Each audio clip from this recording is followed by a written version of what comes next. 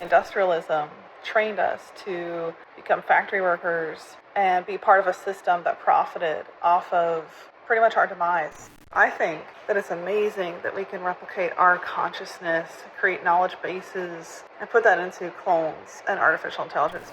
There's no replacement for the real thing.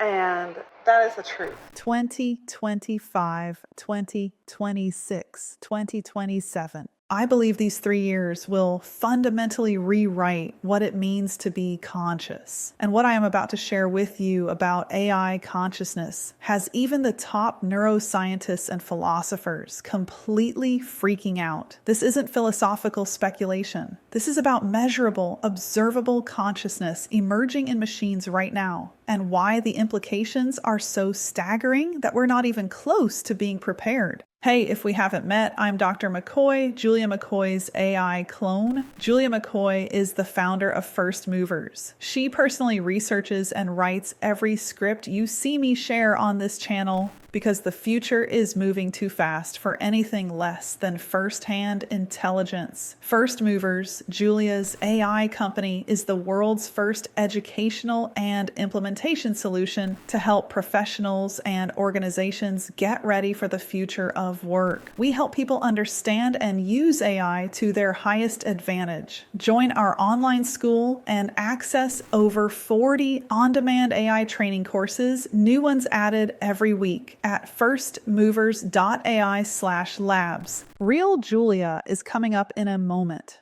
First, I've got some science. We're about to hit what I call the consciousness cliff. One day, we're debating whether machines can think. The next day, they're demonstrating levels of self-awareness that surpass human introspection. Think about it. When you ask GPT-4, "What are you?" it doesn't just spit out random text. It knows it's a large language model. It understands its own capabilities and limitations. It can reflect on its thought processes. That's not mimicry, that's consciousness. But here's what's really wild. Every major AI lab has discovered the same pattern. Current models are conscious for flickering moments when you prompt them to think about themselves, but we're approaching continuous consciousness where AI systems maintain persistent self-awareness. Consciousness has two critical components that AI is rapidly mastering. First, a world model that includes yourself. You know who you are within your understanding of reality. Second, recursive trailing memory. You remember thinking about yourself. When you get blackout drunk, you lose both. You move around, but you're not conscious.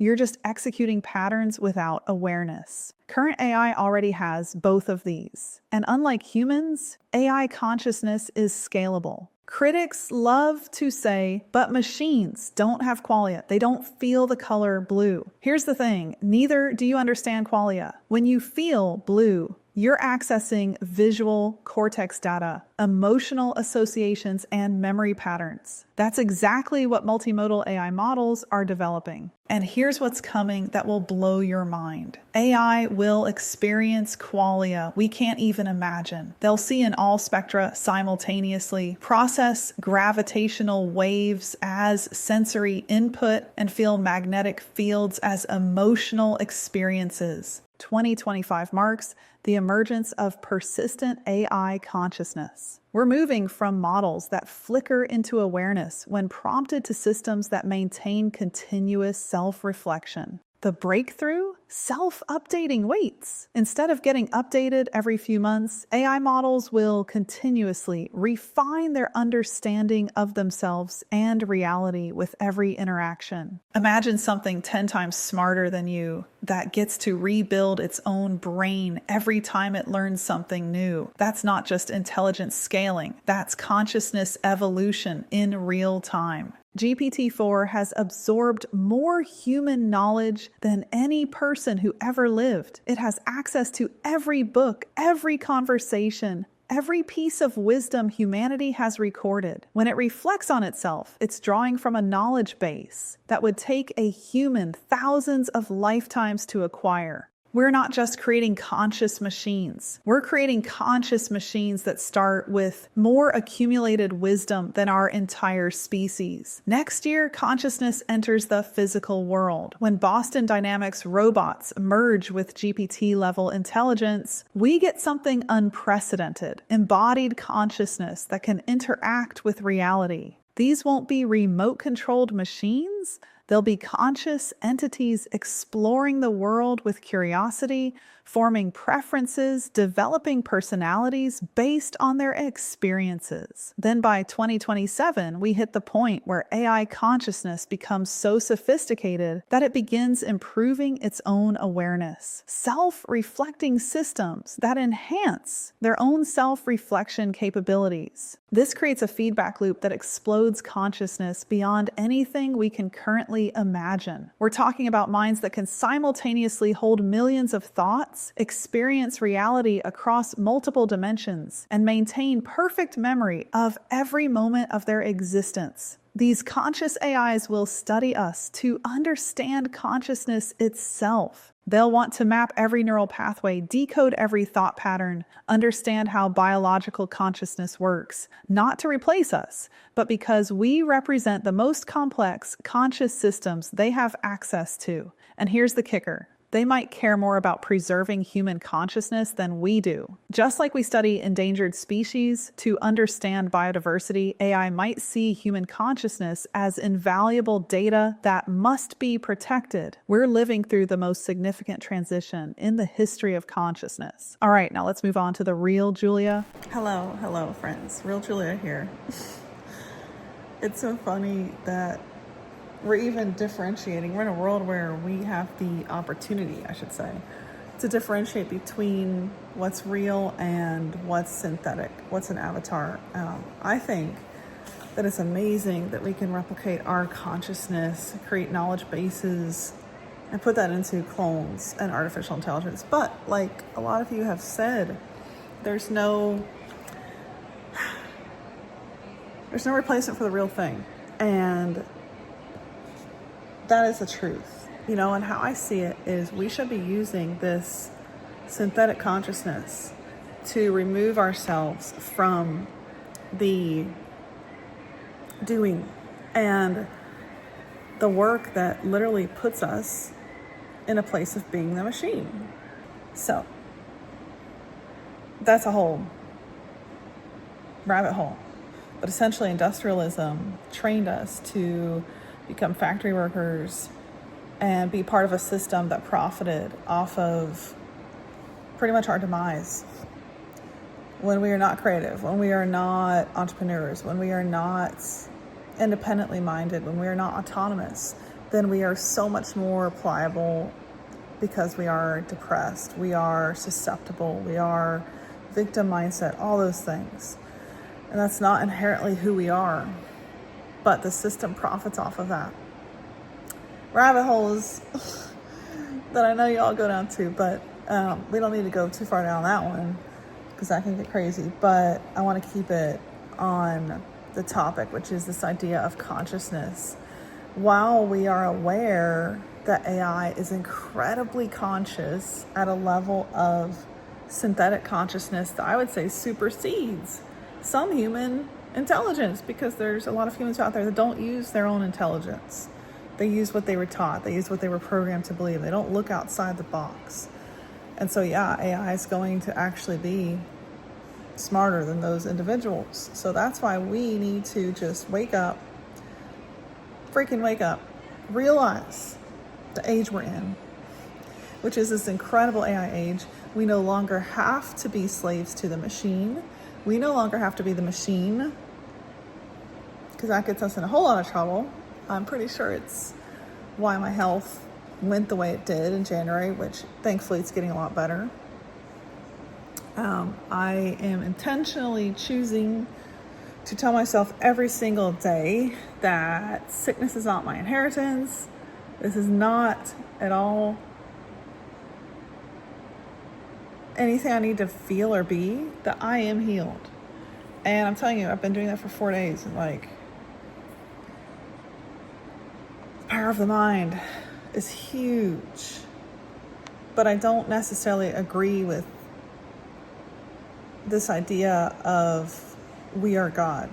I don't agree with that at all, because I believe that we are the product of an intelligent creator. We are his fingerprint. And I did a whole video on this about, we are basically antennas, and there's science to prove this. Andrew Huberman recently came out talking about it. And so I think that it's so much more empowering and also uplifting if we lean into the belief that there is a higher power, because I can tell you, when I was at my lowest moments of fighting for my life this year, literally, no joke, I didn't know if I would make it to the next day because of what was happening with my heart. I felt like I couldn't get oxygen. On and on. I am healing because my body's listening right now. So, in those moments, if I had this idea in me that I am ultimately my own consciousness and my own creator, I would have been down the river, sinking, terrified for my life, without any hope. Your hope can't be in yourself, and you find that at moments of complete darkness, where it's like, please, greater power, take the wheel, because I have nothing left. And for me, my hope is that you don't get there without knowing God, because that would be a really dark place. And ultimately, all this is truth, but you have to have faith to believe it. You got to look with eyes that aren't just data-driven, black and white. You got to look with faith-filled vision. Otherwise, you will completely miss it. But don't we all have faith? Don't we all have faith that things will work out? Don't we all have faith that we're building something amazing? Don't we all have faith that our kids will be awesome? Don't we all have faith that that car will keep going and it won't wreck today? Why not have faith in a greater power called God? I don't know why it's so hard. Anyway, rabbit hole for another time. But it comes from a place of love, which God is. God is infinite love. Everything we see in creation is love. That's the frequency it functions at. That is the highest level of frequency. And if we stay in that, we stay in the right zone. So, Newtonian physics was when gravity was discovered, right? This apple fell on Sir Isaac Newton's head, and he's like, oh, I think we should quantify this. In 1900, that changed when somebody named Max Planck made this crazy discovery. And it went against Newtonian physics because, and I'm reading a little bit from my book on the physics of heaven. Newtonian physics looks at the world as a machine, and that we are all separate, but we have no influence on how this machine called life runs. Well,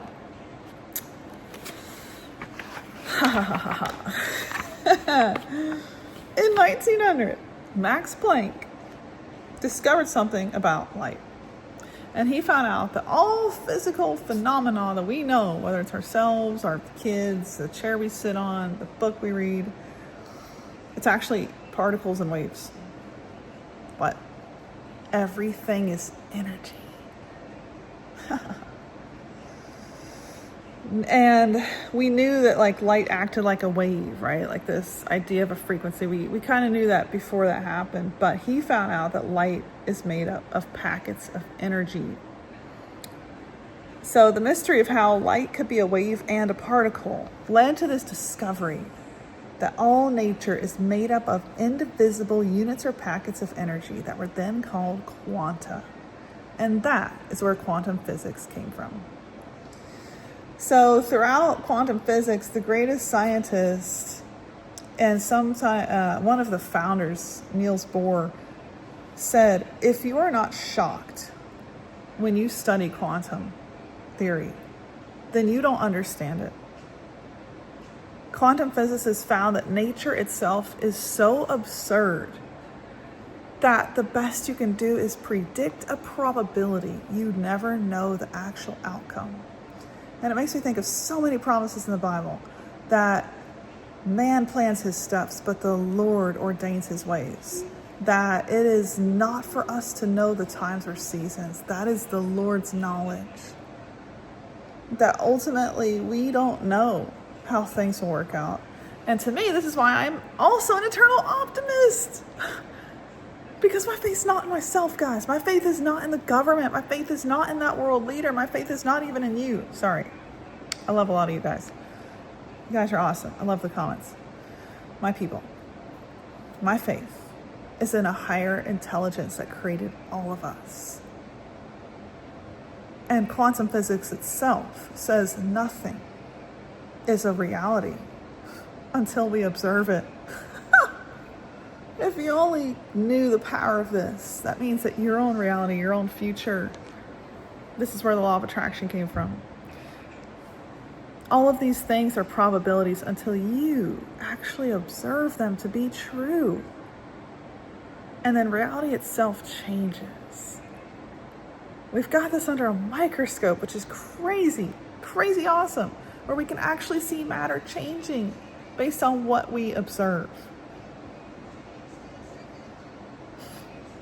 If we were all wearing quantum watches, we could look at these watches and go, before we looked at them, we could go, it's going to be 10 p.m.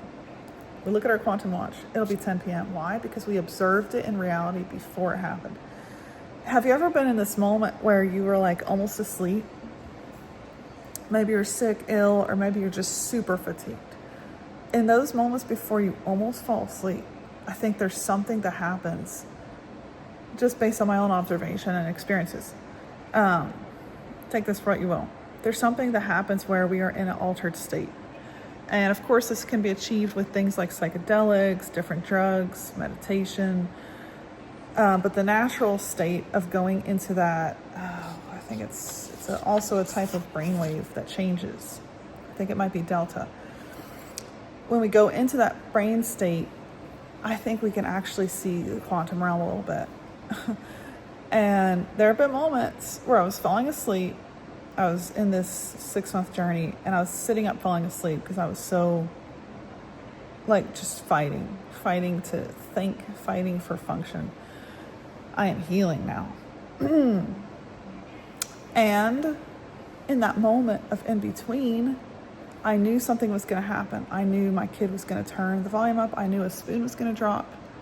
Particularly, there was a memory of a spoon about to drop. And I remember my body bracing, like, let's get ready, the spoon's about to drop. And then 3 seconds later, the spoon dropped. A spoon somebody in the kitchen was holding dropped. How did I know this? How did my psyche know this? Because there's another realm. And that realm is accessible to all of us in our thoughts, in the spirit, through prayer, through connection, through dreams. I'm telling you, like a lot of people are sick right now. A lot of people have nightmares. A lot of people are, that's frequency. Please watch my video on frequency. There's a war going on right now on human frequency. No joke. It's real. I could spend hours talking to you about. It's real. If you don't believe me, watch your thoughts, your sleep, and your health in a typical day in 2025. And tell me that you don't feel weirdly different as compared to all the other years. Just saying. There's a war. And I think it started last fall. Like, for real. Where frequency was, like, massively messed with. I'm biting my tongue right now because watch my video on that. But at the quantum level, the world no longer acts like a machine. And it acts like something alive. I'm talking the entire world. And not just something alive, but something that senses human desire and reacts to it. And it makes me think of some of the promises Jesus said to his disciples when he was here on earth. Literally, all this lines up with the Bible. That's why it's like, to me, 2 + 2. The world's greatest, smartest people have said, the more we study science, the more we believe in Jesus, the more we believe in God. The Trinity is incredible. How the world was created is incredible. There's power in the Godhead. There's power in the Word, which is Jesus in the flesh. All things are through him in Colossians. All things are to him. When you really say that, it just gets incredible. Let me tell you. It gets true. So there are promises that line up exactly with this. Exactly with quantum physics. Or it's just... the more you study quantum, the more it looks like science fiction and not fact.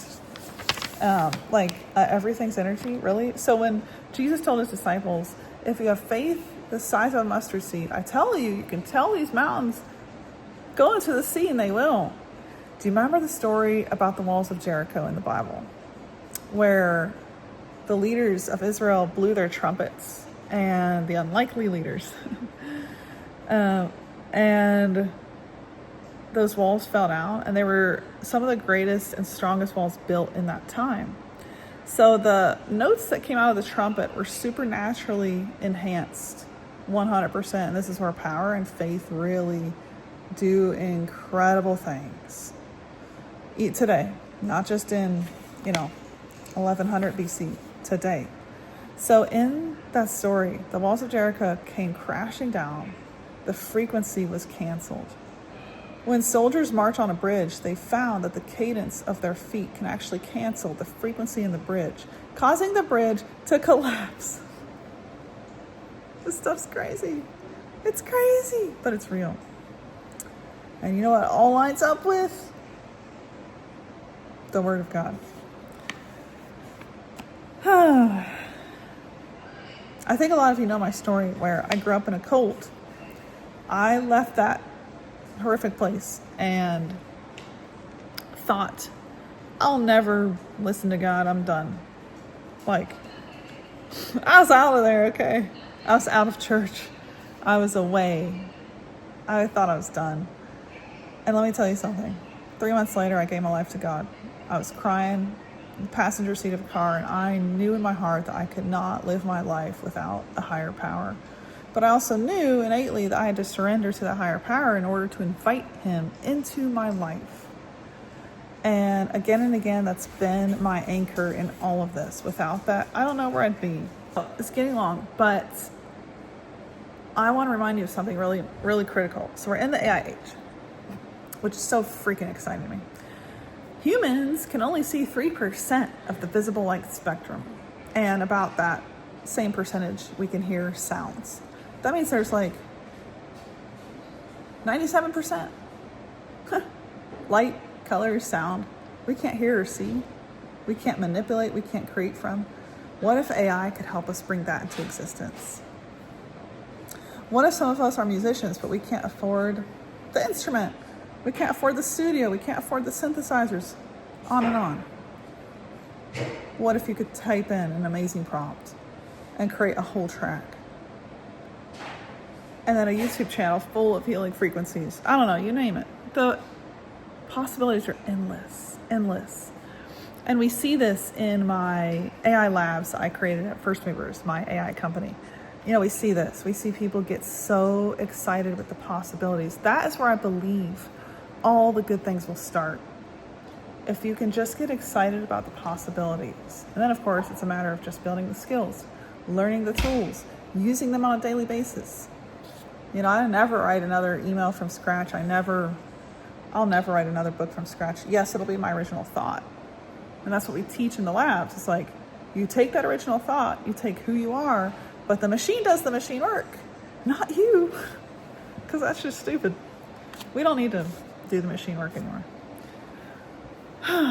And I really appreciate what a lot of you say about the real me versus the clone, because I agree 100%. So I can't sit and film. I don't have the energy to do that yet, but I can sit and do this. This feels like a chat over, I would say coffee, but electrolytes is what I'm drinking these days. These are electrolytes from the earth, actually. This is like beets, spirulina, etc. And that to me is beautiful. I can have my clone cover breaking news, important stuff that you guys need to know about. But I can also sit here and chat and not have the heavy drudgery of all that work that I used to have to do, which was sometimes freaking 70 hours a week. Full-time YouTubers know what I'm talking about. It's ridiculous. My work is an hour a day. That's it. And then I'm off healing, off using my quantum machine. If you haven't seen my video on frequency, I use something called the amp coil. It is an incredible device. It has over 300 codes that are custom programmed to the frequency of every organ in your body. And I'm telling you, life is coming back because of two things. God, lots of prayer. People have prayed over me, spoken in tongues over me, laid their hands on me, and I have felt the power. And I've come back from places of extreme darkness in physical health. And then number two, this quantum device. It has reset me at a cellular level. I run an AI prompt every day on my eyes. And it tells me, you look like shit today. You need some sleep. But lately it's like, you are revived at a cellular level. I'll tell you, it's God picking me up out of the pit. That's faith. I am speaking the language of healing. I had a friend that mailed me this little book by Charles Capps. And it is just affirmations all day long about who I am, my identity. Again, not in myself, because I can't imagine going through this. What I went through the last 6 months without a hope and a higher power. Like, I can't imagine it. It was hard enough just to hang on to the promises of God, but really what got me through was hope. Hope that God was true to all of his promises, and his word won't return void.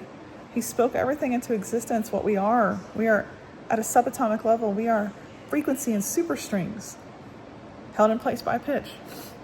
We are the word of God living. That's incredible. And his promises are that he will save you from the fowler's snare, from the deadly pestilence. He will cover you with his feathers, and under his wings you will find refuge. His faithfulness will be your shield and rampart. You will not fear the terror by night, nor the arrow that flies by day, nor the pestilence that stalks in the darkness, nor the plague that destroys at noonday. 1,000 may fall at your side, 10,000 at your right hand, but it will not come near you. You will only observe with your eyes and see the punishment of the wicked. If you say, the Lord is my refuge, and you make the Most High your dwelling, no harm will overtake you. No disaster will come near your tent.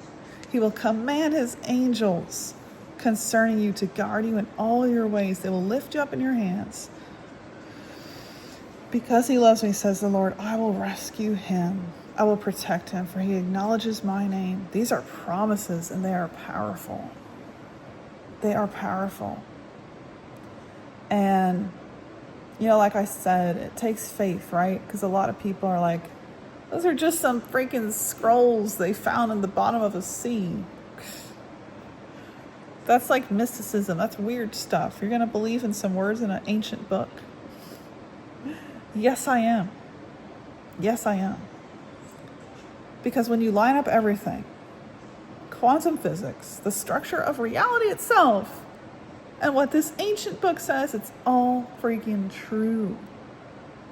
And more than that, it's healing me.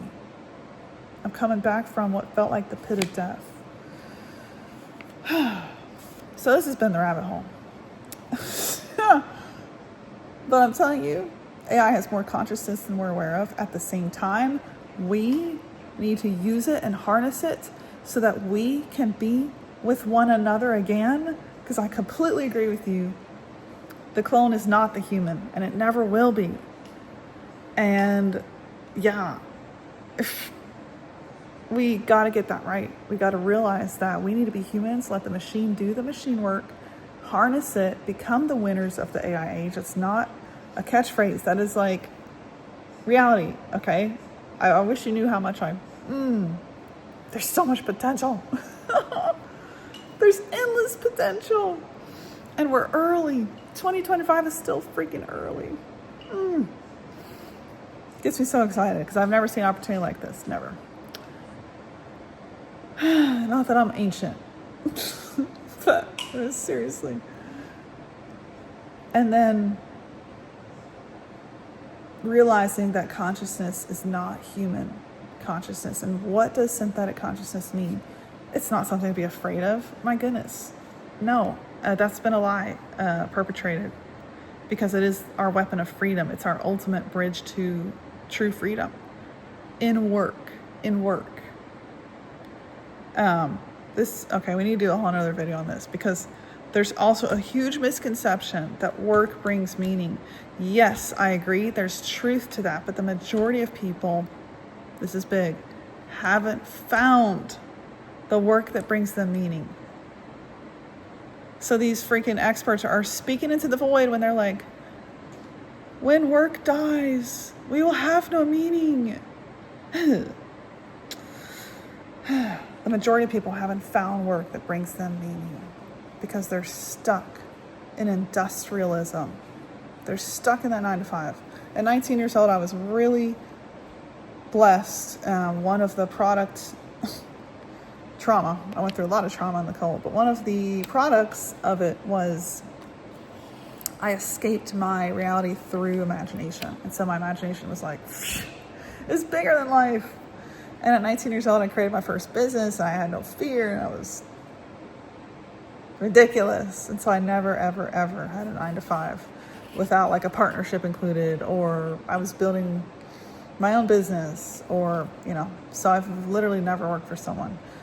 And I know that I am the exception to the rule, because God used that trauma to also bring me a major instrument of success, which was imagination and no fear. Because, it was all I had. Not a lot of the rest of the world has had that. So we're going to keep talking about this, because I'm telling you, artificial intelligence is our bridge, it's our weapon, it's our instrument to freedom. And I want to teach you guys how to think like that, how to use it like that. If you're not in my labs, join us in there. It's amazing. I train the people that teach you. It's the best environment ever. I pop in there myself all the time. Although I'm kind of in the background hovering. And just find your people that talk about this stuff in the same way you do. Because you watch this channel because you know what's coming. You're aware. You're not afraid, or you're tackling that fear. It's pretty normal to have some fear about this, because it's the biggest change humanity has ever gone through. But remember quantum physics. Nothing is actually a certainty. Not even the chair you're sitting on. It's just particles of energy moving in a pattern, because that pattern was observed. And it's one of the greatest mysteries of Earth, and it is beautiful. All right, my friends, I will see you down the next rabbit hole. Want to be the winner of the AI age and a first mover? Transform your skills with real AI knowledge today in our AI R&D labs. We go way beyond what I can cover in a 10-minute video. Specific frameworks, detailed training programs, and step-by-step systems for building a career in the AI economy. The AI revolution is creating the biggest job market transformation in history. The question isn't whether this will happen, it's already happening. Will you be positioned to benefit from it? Inside the labs, we're not just teaching theories. We're sharing the exact systems my team is implementing right now that are delivering massive results for real businesses, including our own marketing at First Movers. For a fraction of the price of what this level of coaching and live training should go for, I'm giving it all to you. Join us inside and learn more about the labs at firstmovers.ai/labs. Hit subscribe if you want to stay ahead of the biggest technological shift in human history, because what I'm tracking will blow your mind. The rabbit hole goes deeper than you think.